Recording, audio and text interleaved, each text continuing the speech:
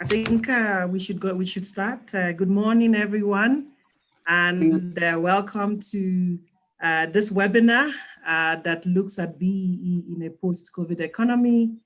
I would like to especially welcome everyone who is here and attending. You're very welcome, and we thank you for being present today and to engage with us on this webinar. We appreciate that BEE has been a burning topic on our minds since the beginning of this year. How are we going to navigate it differently? Are there concessions? Can we do it smarter and better? Is there a different way of doing it?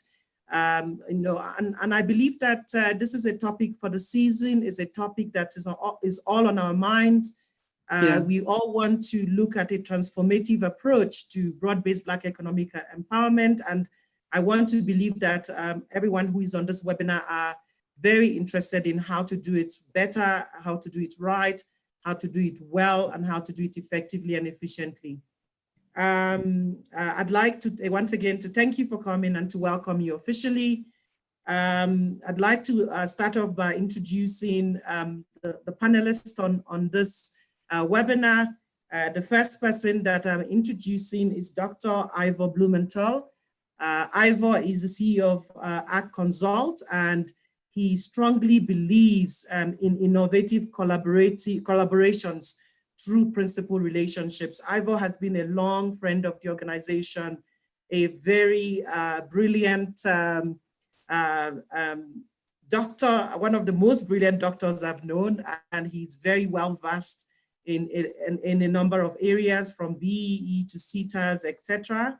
And so thank you, Ivor. Ivor, welcome to the webinar. The second Thanks, Donnie. How's your rash? You said one of the most brilliant doctors. How's your rash?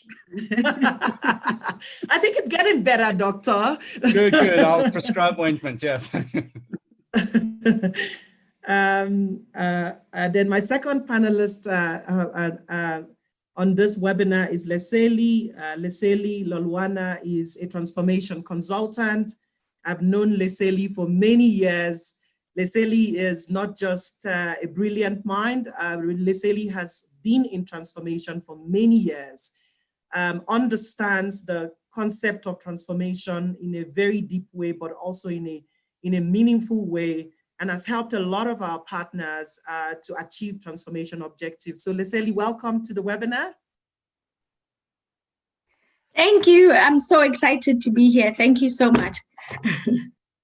Our third panelist is Jonathan Shapiro. Jonathan, again, I have known for many, many years. Jonathan is the CEO of Switch King and Lesco. Switch King and Lesco, they are both two sides of one coin. One is a manufacturing company and the other is a distribution company. Switch King is one of the first and remain few manufacturers of plugs, and he's going to tell you all about it. In South Africa, he is a truly passionate young man and professional who is interested in transformation, but inclusive transformation. Welcome, Jonathan. Thanks, Donnie. And then finally, I've got Phila. The first time I've met Phila, I was blown away by her deep passion for meaningful transformation, but also broad-based Black economic empowerment in every sense. Phila is the Group Executive Transformation and Human Resources for a company called Hudeco. Hudeco is a group of companies or a conglomeration of companies. Phila heads everything, the end-to-end transformation objectives of Hudeco. And every time I speak to her, I am inspired. I see every time I look at people in the corporate sector like Phila and Jonathan, I really have hope. I hope in a better South Africa, a hope in the South Africa we want and the South Africa we want to create, as well as the South Africans we want to be. Welcome, Phila. Can you say a few words? Justin, welcome.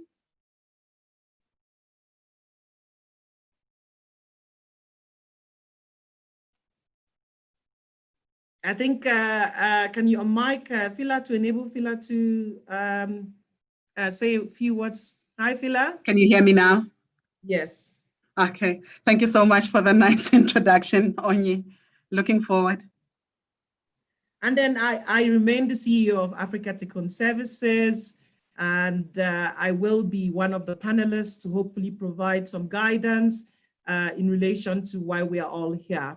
On this note, I'm going to hand over to Dr. Ivor Blumenthal, who is the facilitator of this panel, and hopefully would direct us in a way that we would all want to go.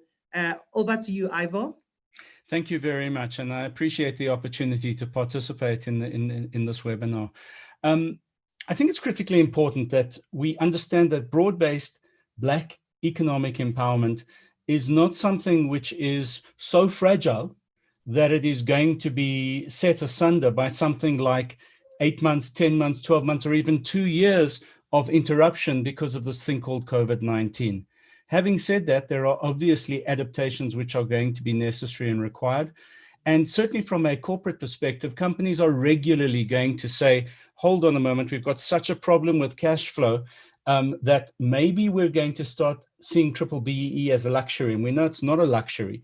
But when push comes to shove, it's very possible that employers in particular and owners of businesses might begin to start seeing it as a luxury. The question we are asking today is, will the BBEE ground shift because of this pandemic? Will anything change? And that's really the question ultimately at the end of the day that we want to ask and we want to answer. And it's not just the panelists who in fact will be responsible for bringing these answers to the table, but it's critically important that everybody has a say. All of you, you're HR practitioners, you're practitioners in the field of BBEE, you're experts in this ability of talent management and talent identification and talent development. And so it's critically important that everybody plays a role. Please raise your hand, and you by now on Zoom, you should know how to raise your hand electronically, but if not, please raise your hand physically. We will see you and we will very certainly recognize your question. Please put questions into the chat facility as well so that we can answer your questions, because we really want to be doing that. I want to start today with Oni. Oni, I need to ask you a couple of questions. Africa Tikkun Services, what is Africa Tikkun Services all about? Thank you, Ivor. Africa Tikkun Services is an organization that is part of the Africa Tikkun stable of companies.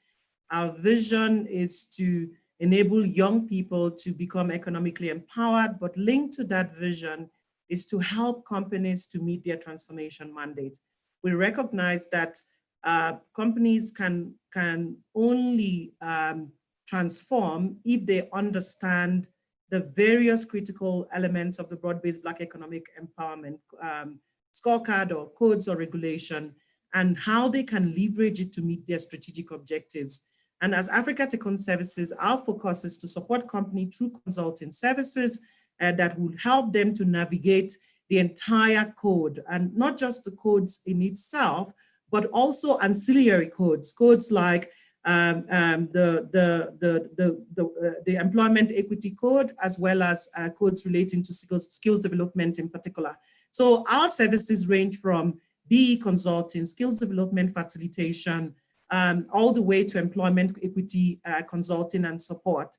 But in addition to that, once we've helped you to look at your strategic needs and how those strategic needs are linked to the broad-based Black economic empowerment objectives, and hopefully start looking at a transformative approach, then we also then look at how do we ensure delivery, so that it's not just a piece of paper and a plan, but there is more to it in terms of how do we bring that to life, and how do we use that either through supporting your socioeconomic development objectives, your skills development objectives, your enterprise and supplier development objectives, to begin to then solve the problems that we've identified. So as Africa Tikkun Services, we look at the end-to-end solution towards transformation, starting from ownership, consulting and delivery, all the way to socioeconomic development in terms of the scorecard, but also looking at linkages with Youth Employment Service, which was launched last year, to help a lot of companies to say, you know, how do I leverage? Yes, is it even possible to leverage it? How do I make better, effective, and efficient use of it overall? So we have a heart. What's our heart as Africa Tikkun? Our heart is for a better country, and for you to have a better country, you have to have a better workforce and productive citizens. For you to have better productive citizens and workforce, you have to also then have productive companies. That is the only way. Productive companies linked to productive societies, linked to productive people. And as Africa Tech Services, our job is to make that happen. So can I throw you a curved ball? And I'm also going to throw Leslie the same ball when I chat to her. But a lot of what you've described is on the fringe of what the trade unions in South Africa are very opposed to. And that's the idea of outsourcing. If it becomes apparent that any of the 5 critical elements, and yes, some of the charter codes have more than 5, but any of the 5 critical elements run the risk of being outsourced to the extent that they're not internalized within a company, that a company doesn't need to take responsibility for them. Can one say that that's truly broad-based Black economic empowerment, that I'm taking responsibility for in my company, for my employees, for future employees, for the wider, broader-based Black community out there? If I'm outsourcing any of those 5 elements, am I really engaging in the true nature of what BBEE should be about? So to answer your question, Ivor, just as a matter of introduction, we're not necessarily, so we don't see ourselves as outsourced partners of corporates or anyone who is interested in advancing the interest of true transformation and true broad-based Black economic empowerment. We see ourselves as partners to a business. And that's why we're not saying to businesses, please, let's look at compliance. Compliance is not our game. Transformation is our game. By transforming, you comply. And that's why we talk about strategic partnership. We're not looking to say to the company, please hands off, give everything to Africa Tech Services. We are the solution to all your problems. We're saying to the company, you are recruiting every day. You've got a human capital / talent management strategy. You have suppliers every day that are linked to your business and from which you procure to. If you're truly a transformative company, you're looking at how to create more inclusion in your business. And so we're more or less looking to come on board as partners alongside you in that journey to transformation. And so the company needs to own the initiative. The company needs to own the journey. We are partners to enable that company to get to where they are. And that's why if it's all about, oh, we just want to comply with BEE scorecard, what do I need to do? Tick, tick, tick, box, done. Then that's not the right approach, and that's not the approach we advise our partners to do. We say to the partners, you're already doing business, whether you like it or not in South Africa. In doing business, there's a key strategy, a number of things you want to achieve. Oftentimes people see BEE as separate from business when it's actually an integral part of business. And if people start understanding that BEE is not separate from business, this BEE is how you do business in general. And if you start creating those linkages, then our support to you has nothing to do with outsourcing. It's more around is enabling you to achieve your strategic objectives the transformative way and providing that support along the way. I love what you just said. This BEE is about how you do business. And I think that that's critically important because majority of companies either don't know that or have very quickly forgotten that. Because let's bear in mind, broad-based Black economic empowerment has been around since 2020. The first scorecard was published in 2003, the second scorecard in 2013. There were major differences. And we anticipate that if there's a third scorecard, it'll be roughly about 2023. So when you hear that goalposts are always moving, it's not that. It's that the elements are being refined more and more and being operationalized more and more. And the majority of companies do not have an Onye full-time in their employment. So having a partnership is exactly what you're talking about, a partnership for implementation. Leslie, it's a great time to come to you because ultimately at the end of the day, you're a consultant, you're a purveyor of these snake charms out there to get a company from not being rated all the way through to being rated. And so at the end of the day, as a business development and transformation consultant, that's your job. And I'm going to ask you a question to start off. Are you proud or are you embarrassed by what you have done with the companies you've worked with in terms of what you've done for the existing workforce in the company? Have you helped to transform existing workforces, or is it that your job is to basically replace the existing workforce with better triple BEE material? No, absolutely. Thanks for that question, Ivo. Just to give you some background history, my entire lineage is from triple BEE. Right from the inception of the codes, my parents were actively involved in the first edition of the codes, and later on until such time that my father passed. So BEE is ingrained in me. I don't think I apply BEE in the sense of a compliance exercise. I've never viewed it in that way. I've always reviewed BEE as a way to do business, as Onyi indicated. So most of my structures work on talent pipeline building. I don't call Africa Tikkun to come and replace my clients' workforce. No, I ask Africa Tikkun to build the new workforce that my client will require in a year to 2 years, or to come and implement strategies to assist some of the enterprises that could work with some of my clients to be able to work in the same space, to be able to work with them and get the kind of enterprise development skills and how do you put it, skills to be able to run their businesses. So my version of BEE is very much integrated with the company, very much integrated with the future growth and strategy of the company. It's not something you can outsource. It's something you fully have to look at within your organization. Look at it as a talent pipeline building exercise. Look at it as building a potential supplier to your business, but also strengthening your current suppliers. So majority of the time, I don't feel embarrassed, not at all. I insist that people look at their workforces, find ways to incorporate BEE as a culture, but a culture of building excellence. And I also think it will change the work morale of certain companies. It will build a completely different culture where people are now invested in the growth of the company because of how much the company invests within them as Leslie, employees. I want to do this with you. I want to do Sure. this with you. I want us to go through the 5 basic elements of triple BEE. And I want to talk a little bit about those elements, but I also Sure. want to look at those elements from the perspective of, does anything change because of COVID and the pandemic? Because let's be Sure. honest, you and I are most probably the most at the coalface on a daily basis dealing with these issues. So I want to start with ownership, and I want to ask you what I think is a strange question. Okay. Do you believe that beneficiaries understand what it is to be a beneficiary in terms of ownership, understand their opportunities and rights and their responsibilities and liabilities sufficiently? Or is it something, beneficiary training, that has been massively overlooked in South Africa? And we're talking here about ownership. So I believe in the latter. I do not believe that a lot of people understand the rights or responsibilities or what it means or what we're actually almost trying to measure, and why there are so many pillars that you have to go through, even within the ownership element. I don't think it's well understood.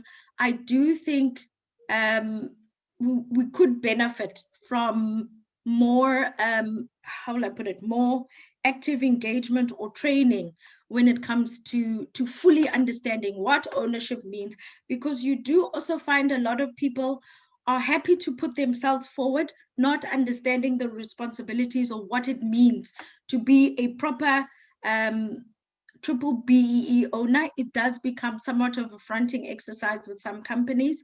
And I think the proper understanding of it might change things. We don't know.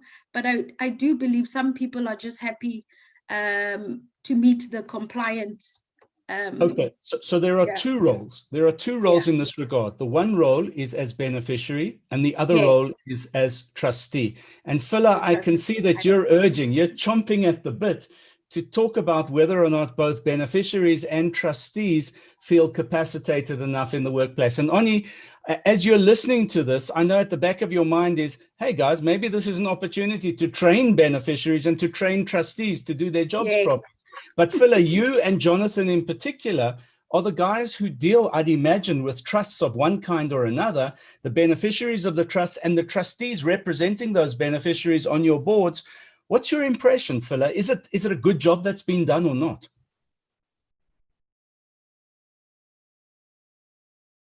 let's unmute your microphone first. Can you unmute your microphone? There we go. Thank you, Yes. thank you, Ivo. So yeah, as you can see, it's one of those things that, as Lisedi is saying, it's more on the education front from my perspective. When we did it, we needed to ensure that it's done proper and it's done for the right reasons. And you literally sit. It's an education point. You sit with the trustees first and you say to them, this is why we are doing this, and this is why it's important for our business, and this is why it's important for the South African context. That way, people get to understand why this is happening, why this is being done, because it can't just be a transaction that you are doing. We've long moved away from transactional,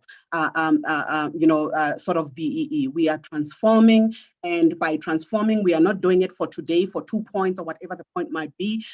We are doing this because we are saying we need sustainability in the business, and we need equitable representation to come through in all fronts of the business. So that's why, as Lesedi was talking, it's too close to home, because when we were hashing out the points, when it comes to the trustees, and we were looking at this is the line when it comes to, this will be viewed as fronting. You need to understand as a business, where that line is, because it's thin. And you might find yourself basically in initiatives that you didn't want the business to be in, because again, and sorry, Lisedi, you'll get a consultant that will come and say, you know what, actually, if you did this, this will happen, because that's how it's sold to businesses. So yeah, that's my perspective when it comes to that. Jonathan, what's your perspective in this regard? Because you're dealing presumably with employees in your companies who may be beneficiaries of what you're doing in your business. Do they really understand their beneficiary status? And if you've got trustees as shareholders in your business, do they understand their responsibility to those beneficiaries? So I think with our business, because of the type of people that we employ, it's a very new concept for them.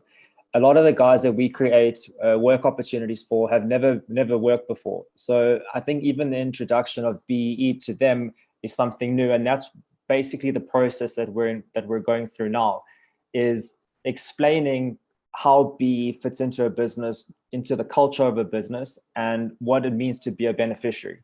So with our particular type of workforce, I think we're treating it a little bit slower in terms of how we're explaining it. But that is the journey that we're currently on. All right, thank you. So guys, and Lesedi, I'm coming back to you now. Thank you for giving us your point of views. Lesedi, let's talk about ownership. What about ownership do you anticipate might be changing because of COVID, if anything? And let me be frank and say, I don't see anything changing in terms of how ownership works in BBEE because of COVID. So, but from your perspective, do you think that there are going to be adjustments made? No, absolutely. I can't even foresee what they would change. I think a lot of the ownership element was already quite well written with a lot of things in mind. So I don't see any changes. I've been trying to think, what could it be? I'm really drawing a serious blank. I don't think I'll tell you, I want to throw something out there, because I've already had this from 2 different clients in 2 different industries altogether. But I've got clients who, let's say, were excessively generous in the percentage that they might have allocated to a trust along the way, who, because of their perception that it's all about cash flow now, are starting to roll back the percentage of allocation to trusts to the basic minimum. In other words, working to rule. So 25% plus 1, in other words, 26%, let's say on average, as opposed to 30, or in some cases even 40%, even though they might not necessarily have had to do that. Now, from my perspective, I think it's important that the message goes out to companies that COVID might be affecting your cash flow.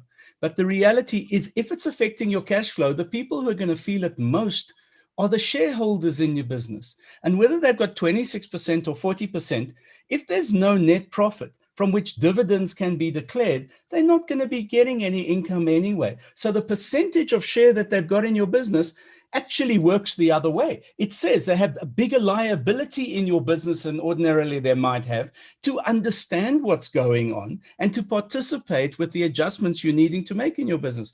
Leslie, I don't know if you agree with that or not.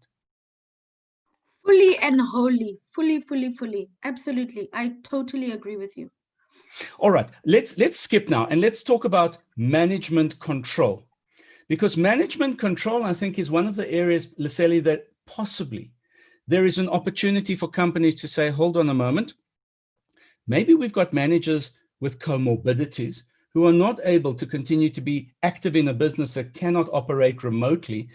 Is this a BBEE opportunity to turn around to African Tikkun Services as one example through someone like Leslie and say, we want a management development program in place, but on an accelerated basis, because suddenly we don't have divisional managers in place. And when it comes to our verification, we're not going to be able to comply. Leslie, what do you think about that?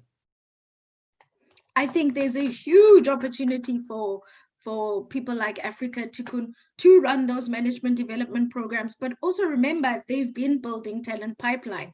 And if you've seen the Africa Tikkun journey, it's not just at a specific level. It goes into the higher levels in career. I think they say cradle. I think you say cradle to grave. To grave, yes. I think they even possibly have a retirement solution where they have external people who could, like, I think it goes all the way at management levels. So for me, I do believe you just have to be slightly more creative as to how you capacitate your employees or your employee pool, your people pool, as well as learning how to lean on other partners to be able to assist you to build the talent pipeline that you need. You shouldn't look at Africa Tikkun as this wholly outsourced thing that comes and brings its own people. No, they can also help you develop the people you have within your organization. They actually Ani, do you agree with that, Ani? Yeah. I wanted to just add to the ownership and management control, if anything has really changed from and Leslie is more, and yourself, Ivor, are more professionals in this regard. But in general, not much has changed, but the opportunity lies for a stronger transformation, COVID or no COVID, within those lines. And when I talk about transformation within those lines, we know that the BEE Commissioner is saying, now is the time to really have a hard look at your business and say, what can I do differently within my ownership spectrum, as well as the management control scorecard. And in having that hard look, you're going to turn around and say, what kind of shareholders have I got? Are those shareholders adding to my business in a COVID economy or not? And can I bring shareholders that can add effectively to my business so that they're not just a token who have a number of token shares? As the economy is also evolving and the president is beginning to talk about opportunities as a government response to that. For example, someone like Jonathan, who is in LESCO, with government saying local is LECA, one of the things I know that I have appreciated about the ownership structure that Jonathan has had in LESCO and Switch King is that they've brought on board a partner who is saying, I am South African Black. I am proudly in this company because I'm here to be part of it through thick and thin. We win together, we lose together. So how do we leverage local is LECA for a local manufacturing company like Jonathan's one to start moving that company forward? That's the kind of shareholders you want. And so if I am looking ownership particularly, then I'm saying, are my owners adding value? Are my owners, and I think Peter also spoke about it to say, that my owners should be sharing in my liabilities as well as in the advancement of the companies and in the opportunities thereof, but also in the management control space as well. If you've got comorbidities, and I'm not saying that we should now chuck out anyone who's got comorbidities in our management and control line, but it's to say, have we got a strong succession planning in our business? And in that succession planning, who is there? Are we replacing more of the same? Are we looking to do more the same? If you're looking, then you're not necessarily, and with due respect, building an intelligent company that is agile, that is flexible, that is responsive and relevant. And so from a management and control perspective, our big focus in terms of our clients is really to say to our clients, take a couple of steps back. What has COVID done to your company, particularly from a management and control? Have you got contingencies in place? If you have not, then this is an opportune time to look at employment equity. And in looking at employment equity linked to management and control, you start building a solid business that is inclusive, that is transformative in nature, but not because you're trying to be sorry for anyone and to sort of put people forward for the sake of it, but because it is going to help move the business forward by choosing the right people, either because they exist now or because you are building them to hopefully assimilate into those roles in the next 6 to few years. Okay, so Jonathan, I want to come to you quickly because certainly Lesco and Switch King are centers of excellence, and I'm not talking about selling plugs. And we noticed the plug behind you, by the way, it's a very impressive plug. But you're a center of excellence because you are one of the very few companies that are integrating people with disabilities into meaningful jobs within your environment. Now, in a time like COVID, when it comes to employee participation, but also management control, where you have an extraordinarily large percentage of people with disabilities who are working in your workplace and presumably also at management levels, in a variety of management levels within your various workplaces. How do you deal with the fact that these people are very open to comorbidities on the one hand, but also very fragile in relation to COVID-19 in general? How do you deal with what Oni says as succession planning, even if on a short-term basis, contingency planning, really, in a time like COVID, from a BBEE perspective and from a talent management perspective? So a lot of our staff which have these comorbidities, we handle quite differently in terms of how they get to work, the care that we provide for them. So as part of what Lesco does is we offer different types of therapy throughout the week. So there's speech therapy, occupational therapy, and it's a time for us to engage with our staff members in a little bit more detail outside of the factory atmosphere, just to make sure how they're doing and what they're doing. In terms of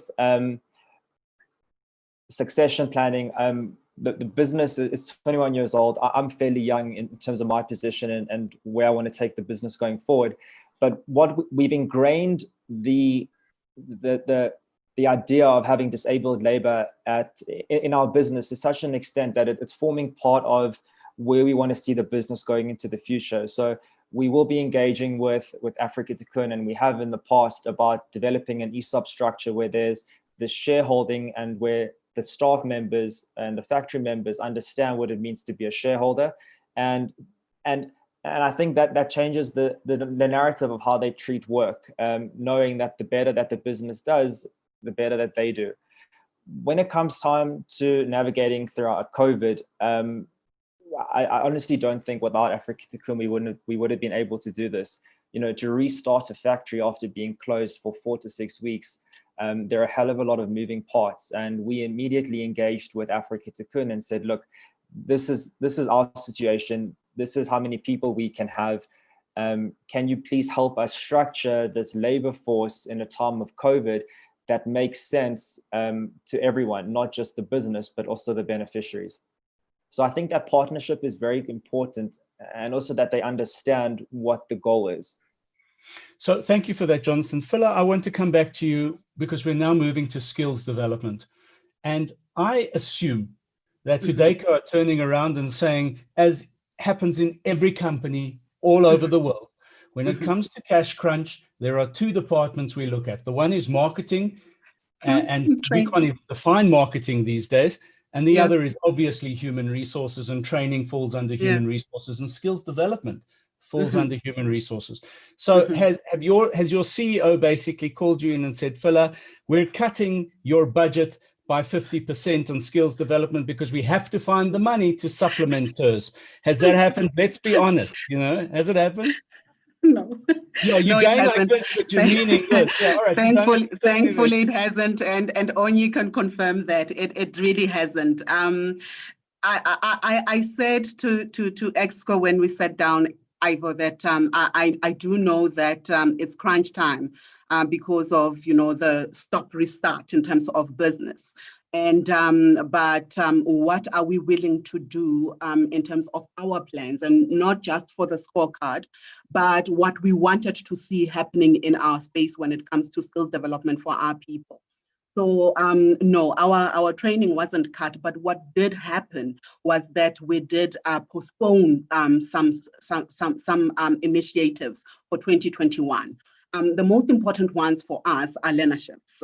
We have about 213 this year that will start on the 1st of November, but we had 160 plus in the last financial year. So we've literally added over and above what we had in the previous year. In the sort of initiatives that have been postponed are because of what we believe. We believe in a culture of collaboration. We are a big company, 3,800 employees and 35 divisions, operating divisions. And to give an example, one of the big ones is a management development program that we do, and this is middle management, senior management, as well as first line. We had to postpone it because we knew that our people will not be able to collaborate as much as they will in a classroom type of setting. We want them to be able to transfer skills between divisions when they are busy in these programs. And they couldn't do that if they are doing it online, because the business school did say that they can do it online, but because of those values that we value, that we want our people to be in one room, these are the sort of programs where people set in syndicates and they collaborate and they go away and they regroup again. So that's the one that we stopped, as well as the new graduates. To integrate new graduates into our business with 35 businesses, you literally have to go from business to business. And that just would be exposure after exposure in a pandemic world. So we've postponed that as well. However, we then came up with different initiatives to say skills development still has to happen in our environment. What can we do? We made sure that UDECO has, Onyi will tell you, I literally shine a light on this one every time. This is my first time working for an employer that pays for more than 60 bursaries for employees and their next of kin. And to see a medical doctor, a lawyer, passing, and our PECA that works in a workshop in a Barings International workshop, and his three daughters. One is at Sifakum Mahatu, the other is at Monash doing law. All those things for me never stopped at UDECO. We continued with all those. We made sure that their accommodation is proper. This year more than ever, safety when it came to them. Travel, how do they do that? If they are online and they are at home, we would ask them what they are doing in terms of data, because remember, we didn't have a lot of people that were in the workspace. So we could extend, things like that for them to be able to continue with schooling. I had 79 students, employees and their next of kin on that BEE program. So skills development hasn't changed at UDECO.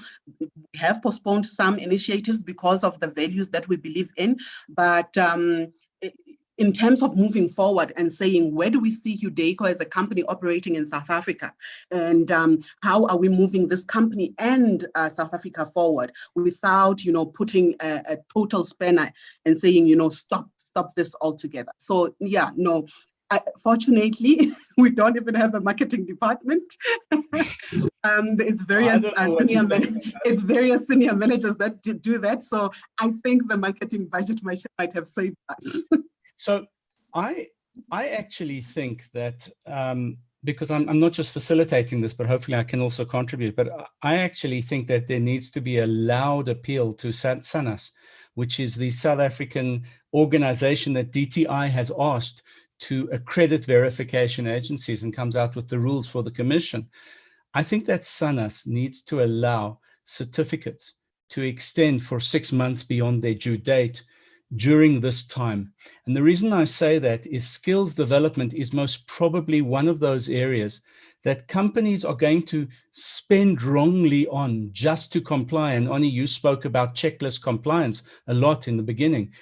But I think there needs to be a loud clarion call to SANAS that we insist as HR practitioners, even as verification agencies and as consultants, we insist on certificates being extended by another 6 months. Companies can elect to be verified whenever they want to be verified. But the problem is that if a company certificate runs out and a tender becomes available and they don't have a certificate which is considered going back on their previous verification level, that certainly is an X next to their name in the tender process.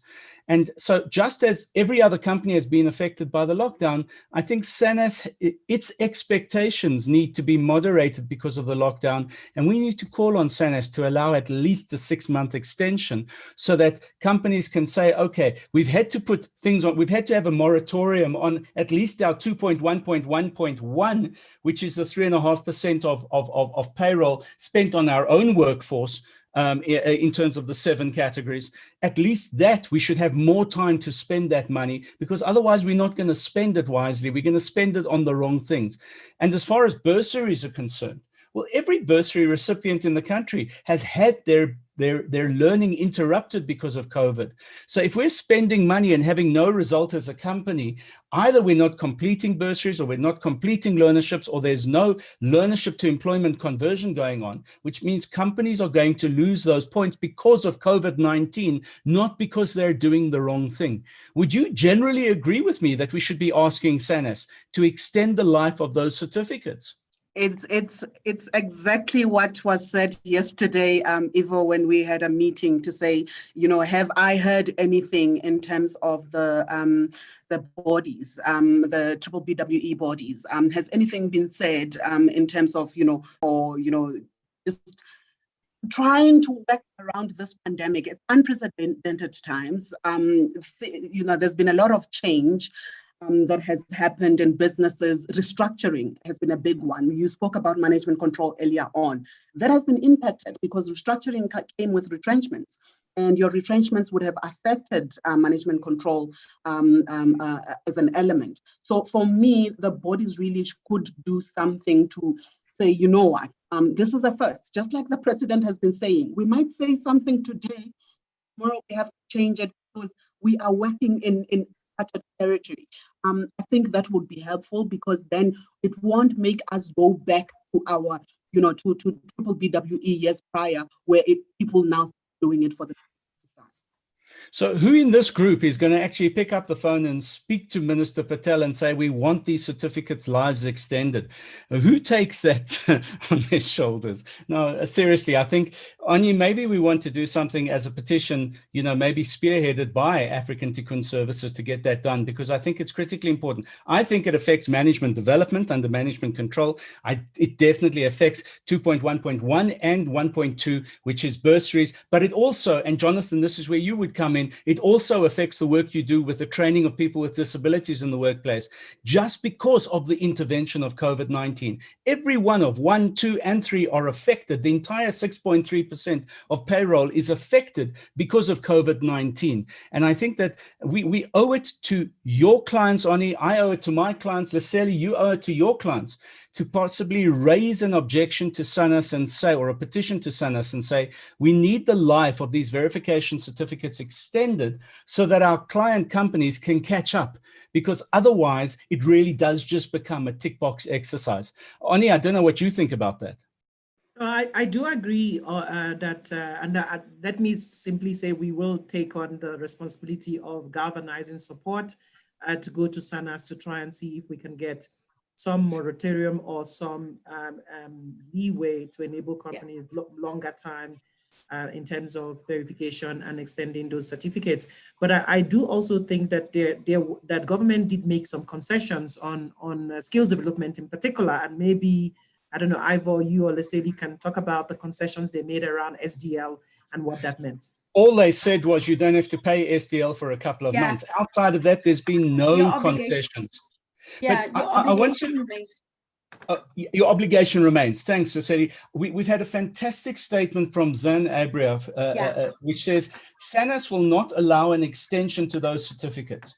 We've chatted to UNIL around this. This is written into legislation, and unfortunately, they do not amend legislation very easily. Well, Zan, I don't know. You know, first of all, we're in a state of disaster. So every piece of legislation is in fact suspended in South Africa to start off with.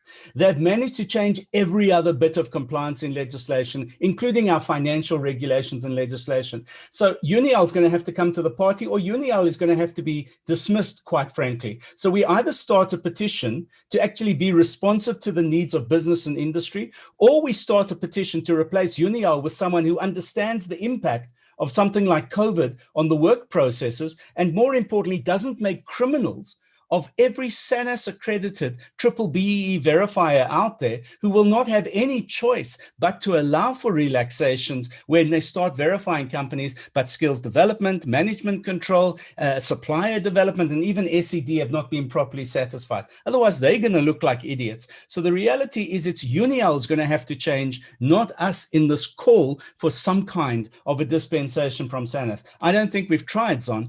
Having a chat is not trying in terms of petitioning. We've got to start thinking like trade unionists in this country, possibly even toy outside SANAS offices, until they change this legislation. And we're not asking them to change the legislation. We're asking them to relax the impact of legislation because we're in a state of disaster. But Zan, maybe you want to come on and explain yourself instead of me vilifying your comment. I can step in for Zan for a second. So UNIL's actually from the DTI, and I think I very much echo Zan's sentiment here, in that because changing legislation is so difficult, even just making a slight concession is so difficult. That is unlikely to happen. That is the truth. And how we know this is we've tested it with using Yes, for example. So I don't know. So I was in my former life, I was at Yes. And you know, the clarification statements that have come out and the consequent practice notes, even trying to make amendment to that gazette and to the practice note was so difficult that we had to surrender to a clarification statement because of how processes work within the DTI.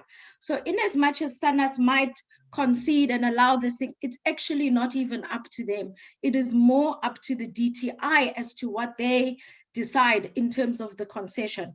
SANAS is merely a regulator or an implementer of accreditation. They can't now say, okay, you can stretch your 6 months or whatever.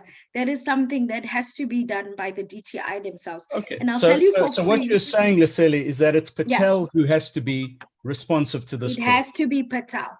It has to be. UNIL is merely on the other end, just making sure things are going right at SANAS. So are you saying it should be? Are you saying the call should then be for Patel to lose his job if this doesn't happen? I agree. Yes. Okay. All right. Let's move on. Let's move on, guys. I want to come now to how COVID-19 has affected preferential procurement, and through preferential procurement, obviously, enterprise development and supplier development. And Jonathan, I'm going to come to you because you very much are a supplier to multiple industries. And the reality is you're working in two places. You're working as a supplier, but you're also working as an intensive employer of people with disabilities within your production processes, your sales processes, et cetera, et cetera. Now, in terms of supplier development, but also in terms of entry of new suppliers into traditional supply chains, do you see COVID putting a spoke in the wheel of preferential procurement becoming transformed, or do you in fact see nothing changing? I think it's actually going to start that process. I don't know if that process was really taken seriously up until COVID.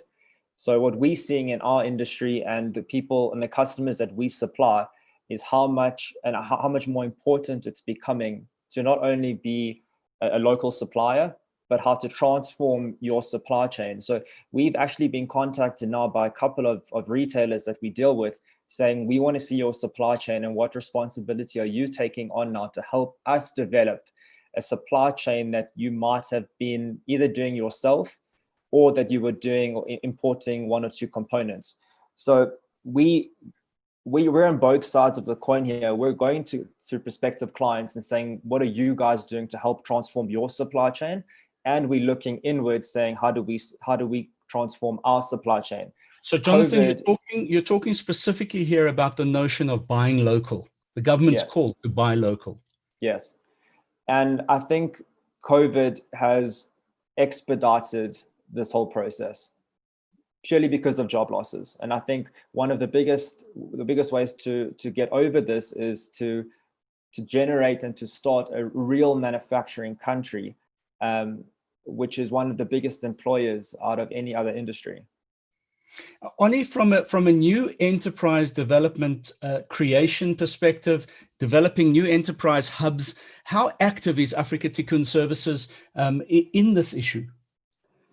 Our big interest in terms of enterprise and supplier development is linked to our strategy around human capital development. I think they are precisely the same strategy. We've got a lot of emerging businesses within the township economy that could be supported from an enterprise development and then converted to a supplier development as soon as they convert into suppliers to big businesses or small to medium enterprises. So we've got, because we are very much about people coming from underserved, under-resourced, or what you would call disadvantaged communities, whether rural or township, our focus is to really help those small businesses, especially youth-led businesses, to start getting the necessary support they need, one, to operate effectively and efficiently, as well as professionally, and to deliver the right goods that and to the right quality that their procurers need. And then once they convert from an enterprise through that investment in enterprise development to supplier, is then to look at the efficiencies of that business and how to take that business from one level to the other in terms of the quality. And we believe that townships are the next suburbs. That's the honest truth. It's just about enabling more and more township-based businesses or township-grown or generated businesses to be given an opportunity to supply to business. And that's why we're quite excited about one of the plans of the current dispensation to say buy local. Local is lekker, because that's the only way to create jobs. We can kick our head and hit our head on the floor to say job creation, job creation. There's only so much jobs out there. And no matter how much you want to expand your human capital and to build talent pipeline, you still have to do it in line with business. You can't, I still say the business of business is business, even with broad-based Black economic empowerment. And therefore, in keeping business, the interest of business, you cannot create jobs more than you need in order to advance business interests. The only other way that you can create jobs is through your supply chain. It's through saying, who is my supply chain right now and how do I support them to grow underneath me and create jobs within themselves? The second way is to say, what is my emerging interest in the future? What potential enterprises do I need to unlock my business for that, to pivot my business? And how do I invest my enterprise development funds to help them to start growing as I look to them to become suppliers in the next 2 to 3 years, or even within a lesser period. So with a local to lekker message by the president saying, look local, buy local, think local, I think it's a great time in a COVID economy to begin to think carefully around your enterprise and supply development investments, and then linking it to scorecard. Jonathan, let me come back to you here. So Oni spoke about, for example, townships becoming the next suburbs in South Africa. If one looks at that statement, and 2016-17, the president said, we're going to focus on 19 townships in terms of township conversion strategies. We're going to put money into those township conversion strategies. If you look at that in combination with the Black Industrialist Fund, but even the business partners, Department of Trade and Industry funds that are available out there to encourage supplier development and Black supplier development in South Africa.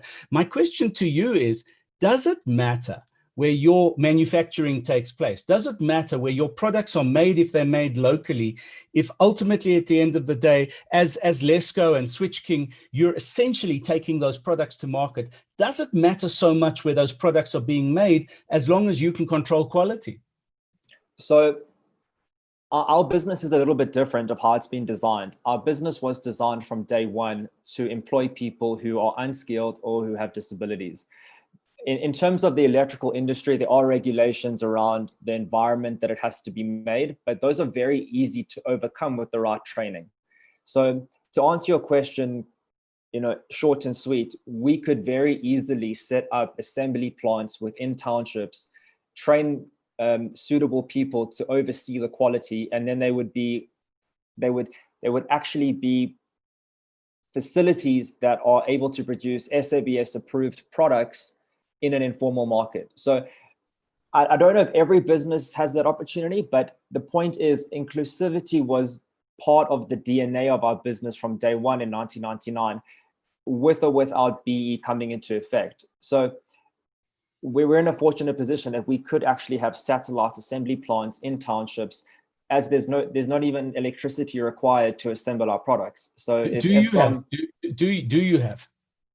Not yet. So we've got four factories currently, and I think as the business grows and the capacity gets taken up in those four facilities, then we would look elsewhere. But we would want to do it in a structured way, and I think in partnership with those areas. We wouldn't want to do it, just going by ourselves and put in this container assembly plant. We would want to make it a community program and involve the community, involve the people in the township, train them, and really do it as a revitalization of an informal market, but with some formal world-class procedures and opportunities. Leseli, you're a consultant. You've got the Black Industrialist Fund behind you. You've got DTI funds behind you, where you can approach Jonathan and you can make Jonathan a value proposition on the basis of taking some of his manufacturing process, maybe even as an asset sale to help him with his ownership verification, but into the townships. Can that be done today, or is there anything missing that needs to be pointed out to DTI and to Patel in particular that needs to supplement existing legislation to make Jonathan's life easier, but to make the life of his Black employees, his disabled employees, easier in becoming equity owners or part equity owners of his business? So funny you say that. We're actually in the process of doing that with Jonathan. But here's the difficulty. So I think the legislation supports it. I think all the different the Black Industrial Funds, the DTI supported.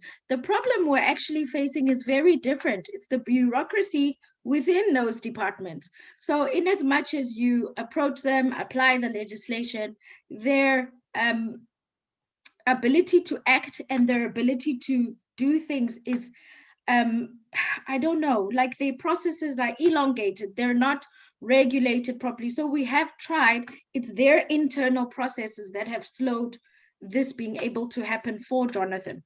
So I think the legislation supports, it's the actual organizations themselves that have bureaucracies which we cannot seem to get through. But yeah, okay. we are Jonathan, in that. Jonathan, you have a point to make? Yeah, so Ava, what's interesting is a lot of the really big retailers are no further than 2 to 5 kilometers away from a township. And our end goal would be to actually supply these retailers from the townships. So we could set up, these container assembly plants that would supply, 20 or 30 of the retailers in and around their area. And I think that's really, because you need a market. You can't just put down a factory for the sake of putting down a factory or an assembly plant. You need the offtake. And all of these big retailers are moving into the townships because it's such an underserved market by formal retail.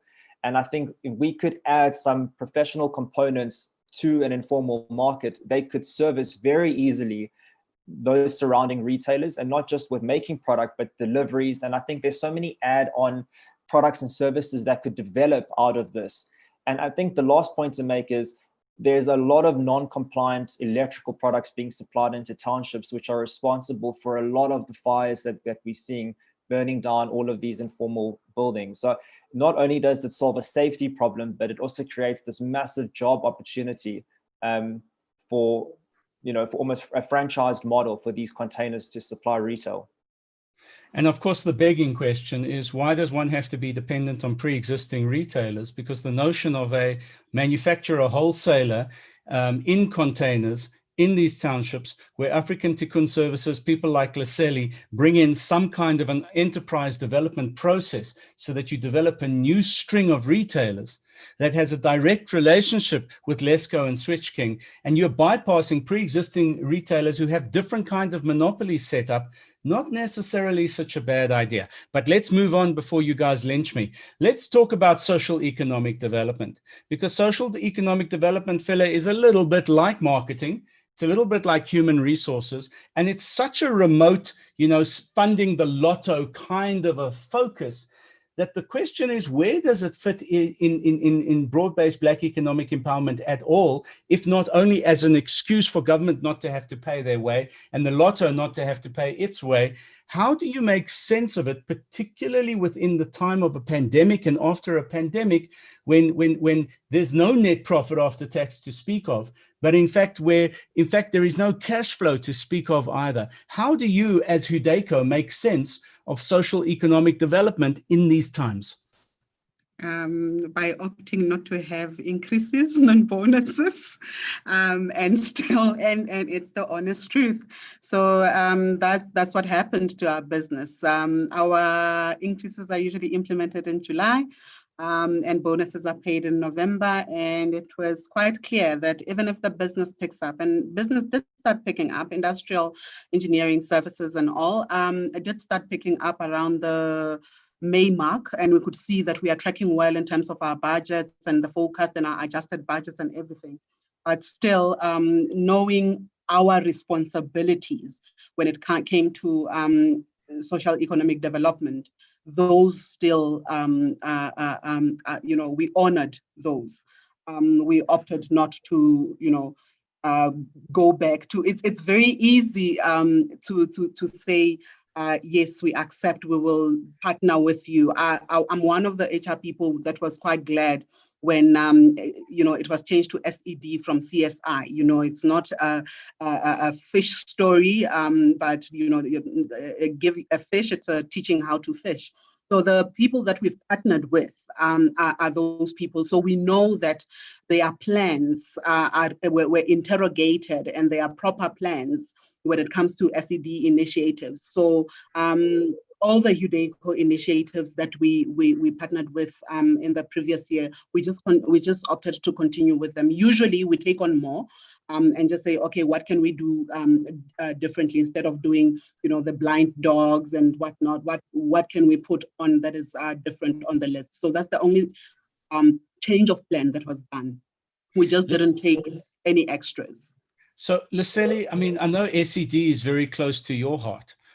How do you, as a consultant, make sense of social economic development when, in fact, it seems to have such a remote relationship with my business?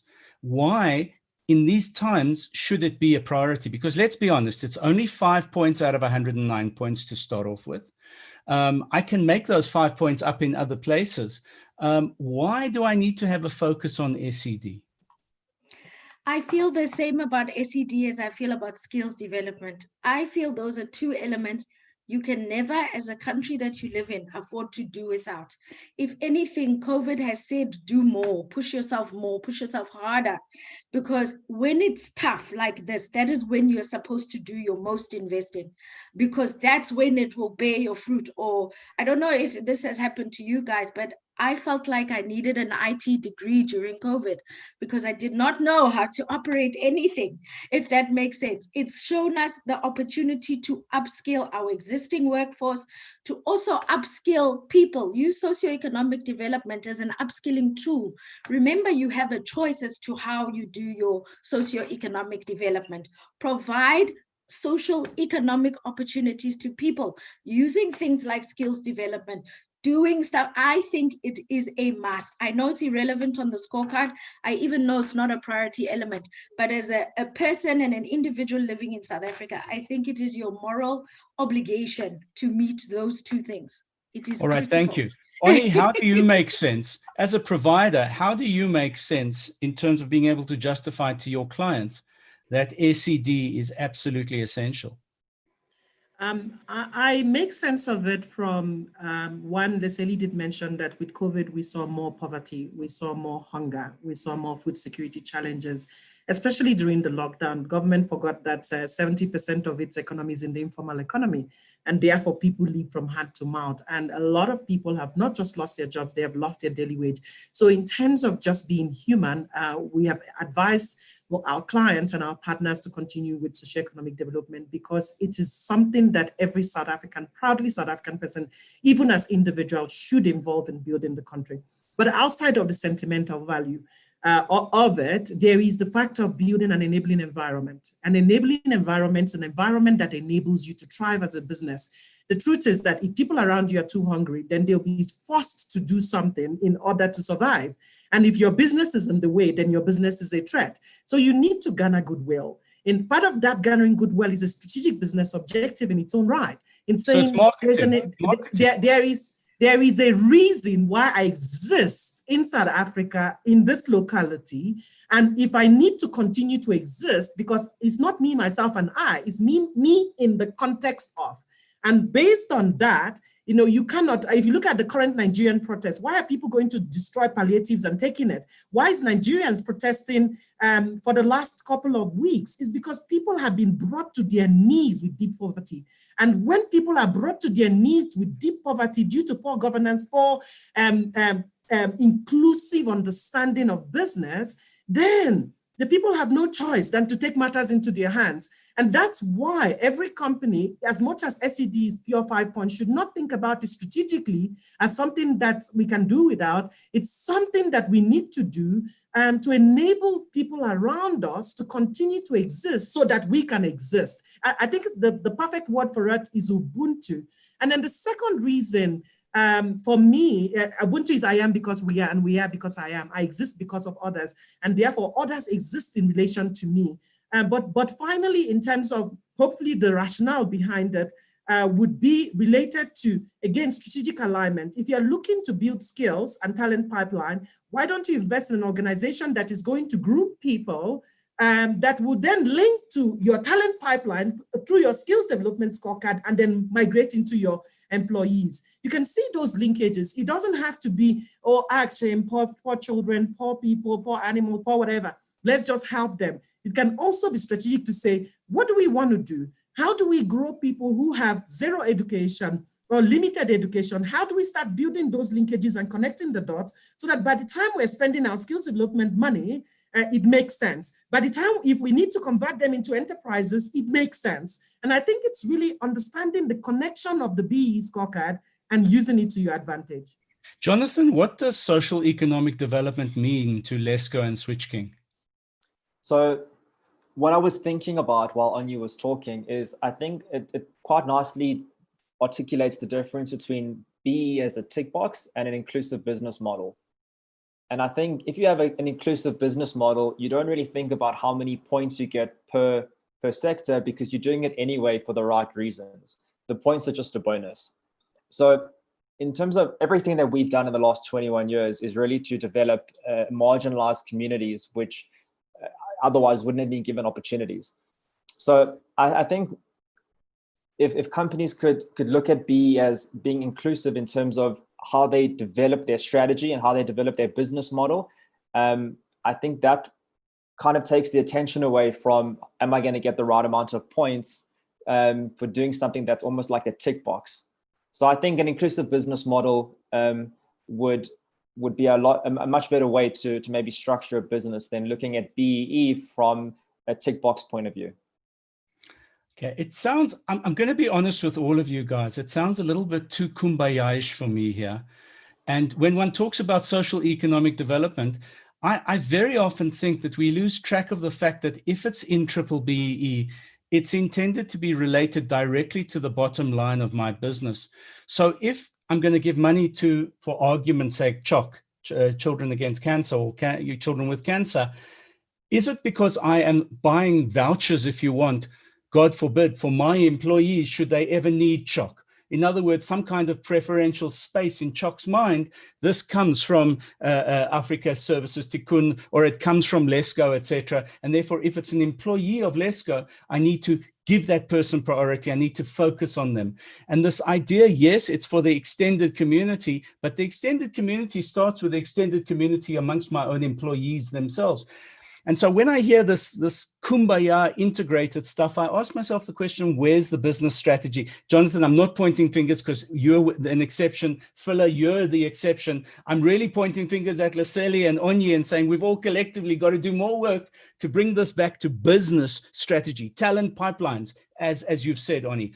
But I think it's time now to hand over to those people who are on the line, who are listening to us, to allow them to pose questions to us about any of the 5 elements, about any of the current practices and best practices and current just, moving around in the dark because of the impact of COVID-19. Is there anybody out there amongst the community listening to us who want to ask questions?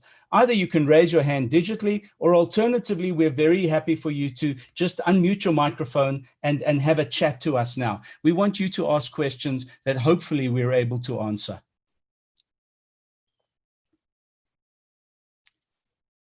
Any questions? Melissa, I saw you raised your hand and then took it down again. Anything you want to ask?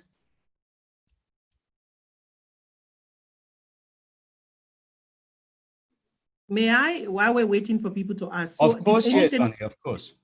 Did anything really, I'm asking a question to both you and Leslie, has anything changed in the BEE codes due to COVID-19 in terms of summarily? Nothing whatsoever, in my opinion. Leslie, I don't know. If anything, SANUS has been absolutely quiet on any operational interpretation of any element of the BBEE scorecard, and every a charter council has been quiet. In fact, I don't think they've been at work on implementing their scorecards and the measurement of their scorecards. I do know that there is massive panic amongst the verification agencies and agents themselves, because those are the guys who are going to have to now sit at the coalface and make sense of the fact that they're verifying a business that is essentially being locked down in one way or another from anything from 2 months to 6 months. If they're looking at restaurant chains, it's even longer.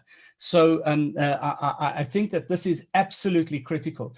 I am being told that the host has to unmute. So I'm going to figure out how I can unmute everybody. Ask all to unmute. So I'm going to ask you all to unmute. So anybody who wants to ask a question, Marianne, I see you want to ask a question. So please ask your question. Only too happy to hear your question. Hi, everybody. Nice to be on this webinar. Thank you for the opportunity. When it comes to skills development, companies are able to do employed skills development as well. So theoretically, we can go within the organizations and upskill their actual employees, which focuses on their company, their bottom line, and their upskilling. And, Ani did mention a very specific part, is that when it comes to Africa Tikkun services, what we really do focus on is pipeline within organizations. So we don't look at, for argument's sake, we would not look at skills development just arbitrarily and just upskill anybody irrelevantly. We have assessments and we look at the nature of the organization and take that into account and try and work a learnership or an upskilling that would talk into their industry and into their bottom line. And even if ultimately they cannot do absorption, for argument's sake, if it comes to an IT learnership of sorts, IT is new age. So, there's more opportunity around that. And I certainly know when I talk to my clients, I would look, number one, preferentially at their industry, and or alternatively where there would be an opportunity where we could start placing young people so we could make a difference which is sustainable, because that's what Africa Tikkun is about. It's not about making it, just taking somebody's money and upskilling somebody. It's really about a long extended journey and a long extended program where we ultimately change the well-being of somebody's lives, which changes their family's lives and future generations. I have a, thanks, Marianne, that's critically important. There's a question that's come through about retrenchment packages and whether or not retrenchment packages needs to be factored into payroll amounts in determining what percentage of payroll should be spent on skills development. And importantly, in terms of outplacement services in the lieu of retrenchment services, can those also be counted as a skills development expenditure? Maybe I can answer the last question first. They can very definitely be counted as skills development expenditure, if not only as category D and E. They can be counted, quite frankly, if it's accredited stuff, they can be counted from category A all the way through to F. But Leslie, I don't know if you have any specific answers in relation to whether or not they should be factored into total payroll for skills development determination purposes. So the very last thing I had read from I think it was SAICA or from, was it the DTI, where I think I'm understanding the question a little bit different, in that we must understand that skills development, because you've stopped paying your leviable portion to the SDL, does not mean that your overall requirement now decreases in accordance to your EMP 201s, for example. What they are applying is your total payroll for that period to determine your target. So as to where retrenchment packages and so on, I'm not quite clear as to what they're asking there, but the general rule of thumb that's been applied when it came to skills development was solely related to your EMP 201 contribution, which is your SDL one, and your leviable amount being your actual wage bill. So the applied terminology now is actually your wage bill. Not necessarily because you've been exempt for a few months now, it doesn't count. No, they're going to look at your wage bill as the final amount to base your target on. Phila, you seem to want to say something there. No, I was actually telling someone I'm on the webinar. Sorry. Oh, all right, okay. Anya, do you want to say anything in that regard?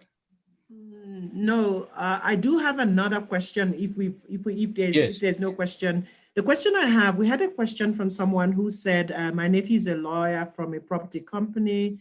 There's a big shift due to happen now, and especially requiring any company or person that engages in the property sector to become BEE compliant, and his business is focused around timeshare, and I've never needed to be compliant. And I think the act that he's referring to is the Estate Agency Affairs Act of 1976, which has since then been changed by a new act, which is the Property Practitioners Act 22 of 2019. And so there is this concerned person on the webinar who is wanting to understand, how does BEE relate to property? Is there going to be a new requirement for people in the property industry to comply? So there is a Property Charter Council, and it's run by Portia Tausakiti and Sakati, and it's an established, it's got its own scorecard. It is a properly established charter council, and the whole purpose is to look at property owners and property developers in that regard. It doesn't at this moment in time look at estate agents. Estate agents are not included in the Property Charter Council, although I would imagine that they will eventually be included.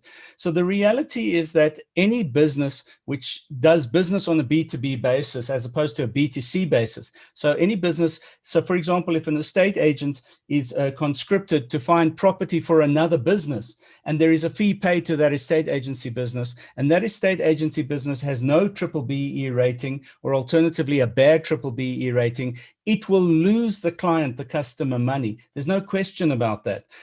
I would imagine that it is the Charter Council itself that is establishing a deadline for all development companies and property ownership companies to have been rated. Although I must also tell you that if it's the estate agents on the other hand, the Estate Agency Affairs Board was the very first organization in the country to put up its hand and say, by a particular date, if you do not have the following qualification in place, we will not give you a trading license. So it's quite possible that they're trying to make history again to say by a particular date, if you are not BBEE rated, you will not get your Fidelity Fund certificate to begin with, which is quite an interesting comment. But I don't know anything more than that. Leslie, I don't know if you have any more information in that regard. So my understanding was that the estate agents are included in the property sector code, and I think it's aligning more to what is happening already in the property sector code, where they want more professionals in said field. They're doing the same within the construction sector code, where it's asking you to have specific industry related property bodies that do form a part of your management control and your business.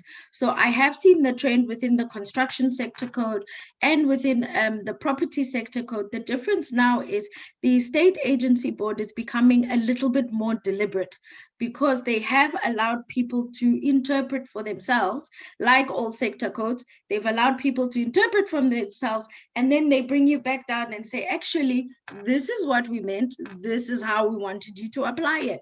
So a lot of these sector codes come out with this big thing, then it goes, no, you don't get it. Boom, boom, boom, boom, boom. And then they start aligning you.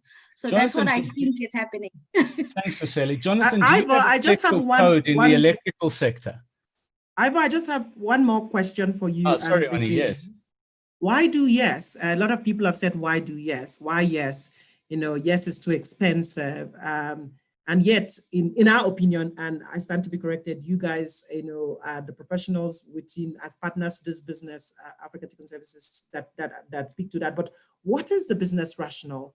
Let me come in here. Let me come in here and say something very specific. I've had 18 companies over the last 12 months that have benefited from yes as the cheapest way. And one doesn't want to commoditize it or commercialize it, but it is the least expensive way of making an investment in benefiting by one, if not two, BBEE levels. So for a company which is doing more than 50 million Rand turnover, to turn that ship around from a BBEE perspective, where you've got minimal black ownership, in other words, you're meeting the minimum, but nothing more than the minimum, to turn that ship around and do anything better than a level 4 for the first 3 years of being rated is almost impossible, just because of the expense, but also because of the inconvenience. So I say mazel tov to you. I say congratulations to you if you get to a level 4 as a generic, a large business. What yes does for you in a matter of months at minimal investment. If you look at the yes targets, those targets are minimal and the expense is minimal compared to what you would pay ordinarily to get there if you were just following the 5 elements. In a matter of months, you move from a level 4 to a 3 if you only meet 1 level's targets, but if you dare to double the targets, from a level 4 to a level 2. It's unheard of. There is no other multiplier in the entire field of BBEE that allows companies to do that in the easiest, least obtrusive way possible. And the beauty about it is you are immediately bringing people who have qualifications, who have experience into your workplace. It is the last permissible fixed term contract in law with no expectation of gainful employment on the other side of it, which is available to workplaces and to employers. For any company not to implement yes, I'm sorry, but you shouldn't be in business. You need your heads red. And I need to emphasize that. You are an idiot CEO, an idiot operator. Sorry, Jonathan, you and Phila, present company excluded. But if you haven't implemented yes in your business, you've got an HR department that should be fired. And quite frankly, if you put your head in the sand, you do not deserve to be a CEO of your business if you've not used yes. It is the cheapest, easiest way to skip 2 levels in the least obtrusive way possible in terms of BBEE regulation in this country and be a hero in the process. Free marketing. Fuller, you guys don't invest in marketing. This is free marketing. And you don't even have to do it for yourself. Sorry, I know I went a little bit wild. Did I answer your question? I love your version. I wish I recorded it to sell it off to people. But was it wrong, Leslie? Was it wrong? It is perfect, spot on. But the way you've described it is the way people should be implementing Yes. They should be looking at it within their workforce, with the entry-level positions, and so on. The issue that makes everybody afraid of Yes is because when you begin to really look and hone in on the legislation itself, it does have quite a lot of booby traps. Your youth have to be, so in your first year, it's almost like free, right? In your second year, it becomes really technical, where now your second cohort, you have to have the number for a period of 8 months, and then there's an absorption target that's linked to it. Then there are also, there are also rules around drop-offs and how you replace your numbers. That's where Yes now then becomes expensive. That's Even HR. though it's HR. That's the thing. And if you look at it more within your own organization, you will love it. As Nigel here is saying, you went up 2 levels, Nigel, if I remember. He went up 2 levels, and through using the Yes program. It was a no-brainer for them. And it should be a no-brainer for corporates. And I think people who are deterred off of doing Yes are most likely paired up with the wrong partner.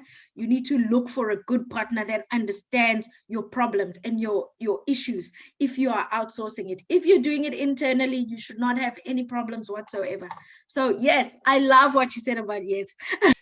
Guys, I just want to read a question, not a question, but a statement from Precious Nala. She says this: many small businesses have been forced to reduce staff. Our company has retrenched 25% of our workforce, yet the scorecard contains many aspects that require absorption. How do we handle this conflict as a business? Well, Precious, the reality is this: you're sacrificing 5 points for absorption. So the bottom line is that if you are not able to take up 100% of people on learnerships, internships, or apprenticeships in your business, then you're either going to sacrifice those 5 points or a percentage of those 5 points, depending on how many people you can absorb. So you're relatively well protected against the impact of non-absorption. However, the reality is this, and Ani, please forgive me when I say this, because I really mean Africa Tikkun Services excluded. But there are many providers who offer learnership opportunities who will oversell you on numbers, knowing that you have no chance of absorption. You should not be taking people into learnerships, internships, or apprenticeships that if they are finishing these processes, you cannot employ, even if only through a Yes process down the line on the one hand, or alternatively through advanced learnerships, but 18.1 internal learnerships on the other hand. The point I'm trying to make to you is don't be oversold by the training provider industry or sector out there. You need to know that there's a strategy for absorption. It's very much like universities that just allow people to come into programs where they know those people are never going to get employed, like metallurgy at the University of Johannesburg. They'll take in 1,000 people into their programs knowing maybe they're 10 jobs a year.